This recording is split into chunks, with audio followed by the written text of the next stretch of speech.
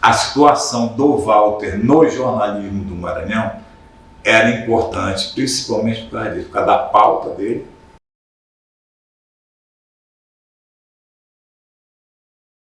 Então o senhor falou muito dessa relação e semelhanças, né, que tem entre Maranhão e Pará. Então, na sua visão, há realmente semelhanças do trabalho que o Walter fez com Resistência 3, ou com Bandeira 3 e o Resistência, com o Colunão, né? Com o Colunão também. Tem muitas semelhanças. E com o nosso Flávio Pinto, mas só que, como eu te digo, o Flávio Pinto também fala muito da questão do meio ambiente, de devastação da Amazônia, das mineradoras da Amazônia, mas o enfoque do Walter era mais direitos humanos, sociais. E era mais de esquerda.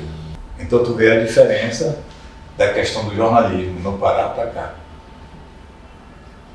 E por que que os jornais, as rádios, TV, tudo, ninguém fala? Ninguém vai dar porrada no cara.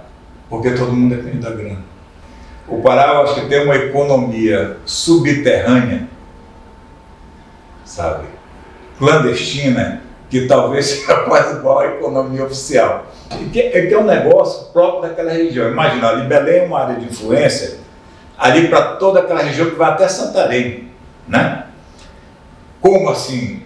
Tudo que entra na Amazônia, em termos de alimento, de combustível, dos recursos mais variados possíveis, passa por Belém. Aqui não rola isso. Não tem essa economia subterrânea tão grande como tem lá. Você fez a migração da militância do modelo analógico para o digital e sabemos que o Walter tentou fazer isso, mas enfrentou várias dificuldades de adaptação a um acervo digital dele a ser ressignificado, algo que a nossa pesquisa está tentando fazer.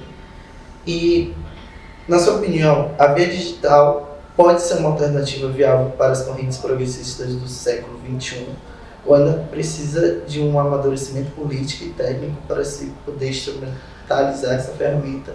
E se ainda precisa desse progresso, qual você acha que são as maiores dificuldades? Vamos começar lá de trás. O Walter era 10 anos mais velho que eu.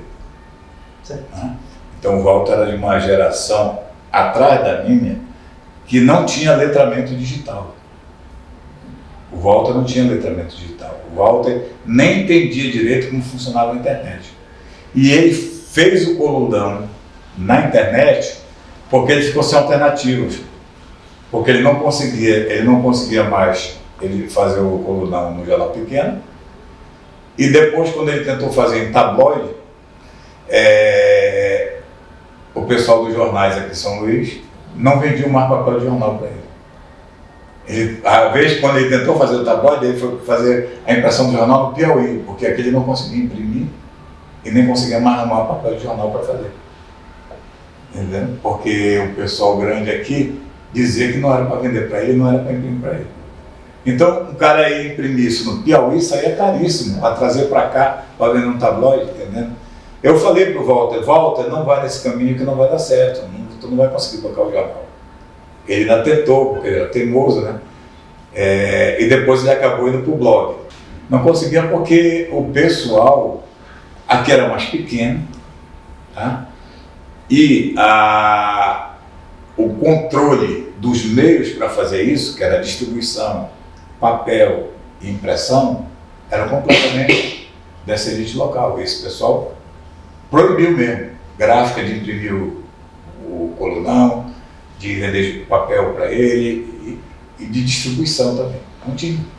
Agora, isso que o professor Ferreira falou é importante, sim, porque existe uma diferença do mercado, na minha opinião, editorial do Pará para cá. Agora, tratando sobre a repercussão do Colunão, como você analisa os impactos que as obras de Walter Rodrigues tiveram na sociedade? Teve muito impacto num setor da sociedade, né? Que eram as pessoas, era o público que lia o Colunão, né? Que conhecia os personagens de quem o Walter falava, né? No Colunão. E aí sim, nesse espaço da sociedade teve muito impacto, né? A classe política de São Luís, do Maranhão, e os intelectuais, o pessoal da academia, lia o Colunão, todo mundo lia o Colunão. Então ele falava desses assuntos, que eram assuntos que ninguém tocava, ninguém falava na imprensa do Maranhão. E não fala até hoje.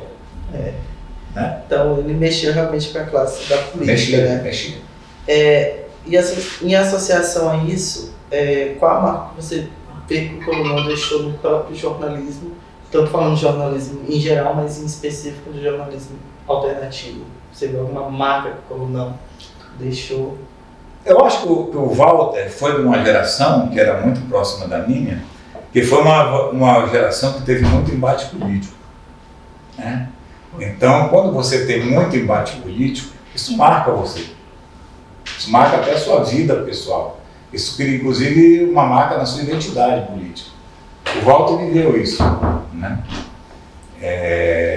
E o Walter tinha esse perfil de ser um jornalismo que fazia política. Ele seria muito importante. Porque se o Walter estivesse vivo, a essa altura, com certeza, ele já estaria mais integrado com a questão da internet, né? Ele já teria talvez muito mais próximo de mim, da lista, dessas coisas tudinho, porque era uma coisa que estava acontecendo na época já. E se ele estivesse vivo, por exemplo, ele ia estar falando de coisas que seriam fundamentais. Não só em termos mundiais, com certeza ele estaria completamente engajado nessa questão da Palestina, né? Na questão da guerra na Ucrânia, também eu sei qual seria a posição dele. Seria uma posição francamente contra o Ocidente, contra a OTAN, né?